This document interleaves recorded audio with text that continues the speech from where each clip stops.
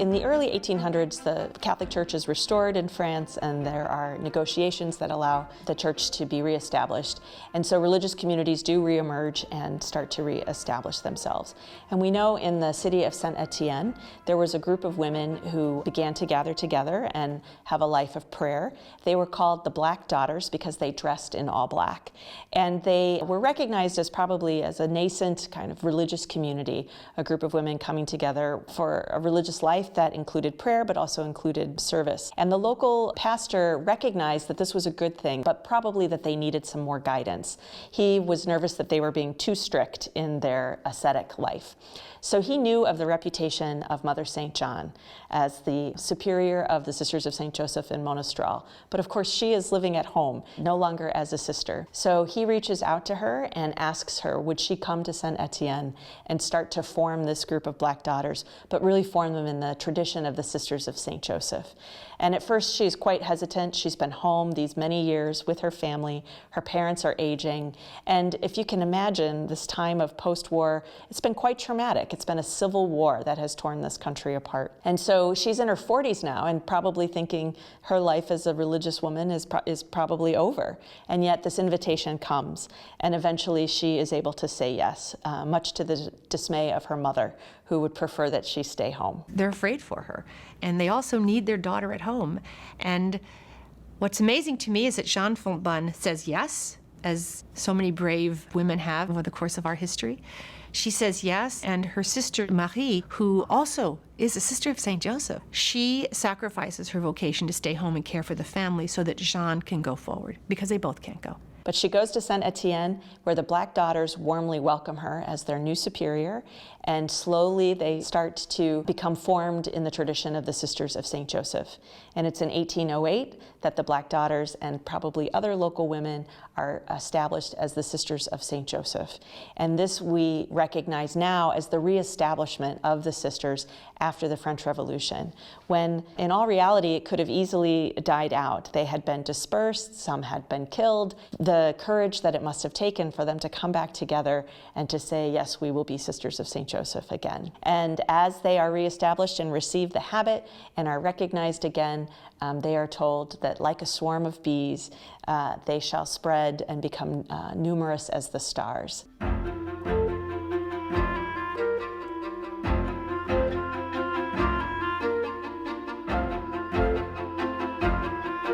After the Sisters in Saint-Étienne are founded, she begins to travel the region and to invite women to become Sisters of St. Joseph. So we imagine some of these women were sisters before, but some of them probably were not. And so it's hard to know who was a new sister and who was a returning sister, but we do know that she established over 200 houses of Sisters of St. Joseph in France in the remainder of her life. The sisters grew so much that they needed a mother house and they needed a centralized place to be administered from. And so she moved to Lyon and founded St. Joseph's Convent, and that convent is where the Sisters of St. Joseph of Lyon continue to live today.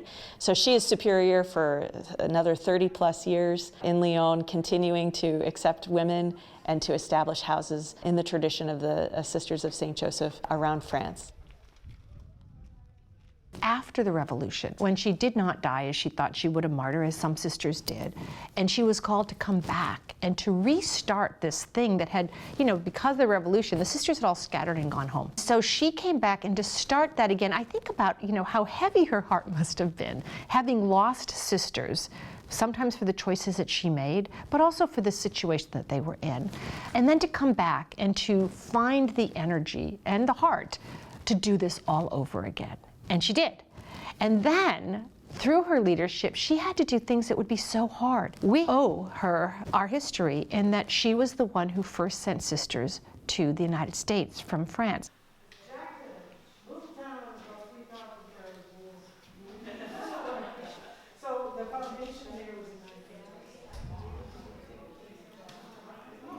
So Mother St. John Fontbonne remains superior into the 1830s, and she receives a letter from the Bishop of St. Louis, Missouri, who has heard of her reputation and the reputation of the Sisters of St. Joseph.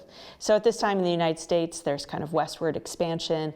It's become common for European missionaries, Catholic missionaries, to come to the United States and to establish schools and hospitals and parishes. So the Bishop of St. Louis, Bishop Rosati, writes Mother St. John a letter and says, will you please send us Sisters of St. Joseph? She's very discerning. She doesn't rush into anything. But after a couple of years, she says yes and asks for volunteers, including 2 of her nieces. 6 sisters are sent to the United States from France, from Lyon, to St. Louis. Most of them never returned to France.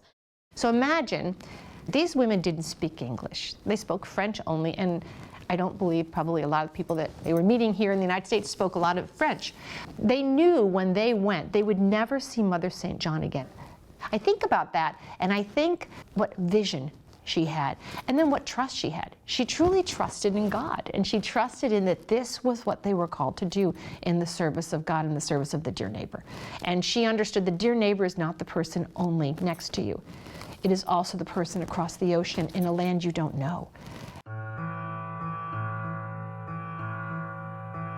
It was the first global mission of the Sisters of St. Joseph.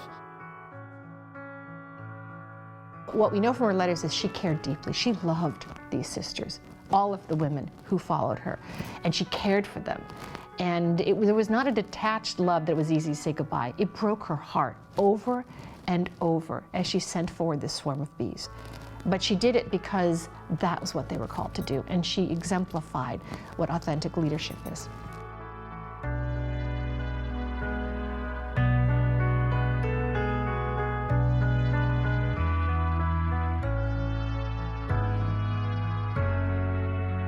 And every time I think about her letting go of those first sisters and saying, I may never see you again, and I'm sending you off to a world unknown with a language you don't have. You know, everything about it was dangerous, unknown. You know, what was that like? And then I say, how could I do less? Look at that courage. How could I be less than that?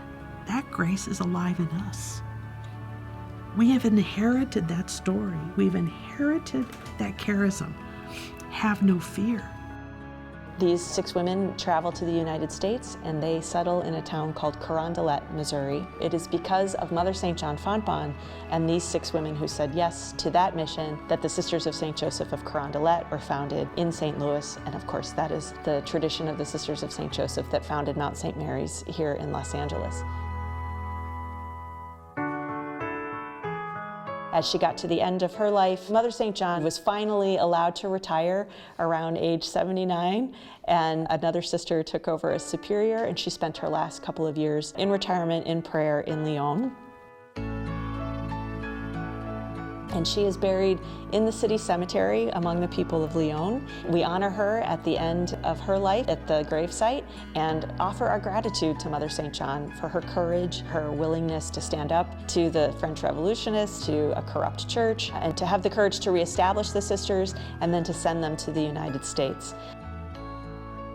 That's the reason we're even here. We continue this history, this trajectory, this legacy of the love of the dear neighbor, of unifying love, and of the courage and strength that Mother St. John and the other sisters have shown us.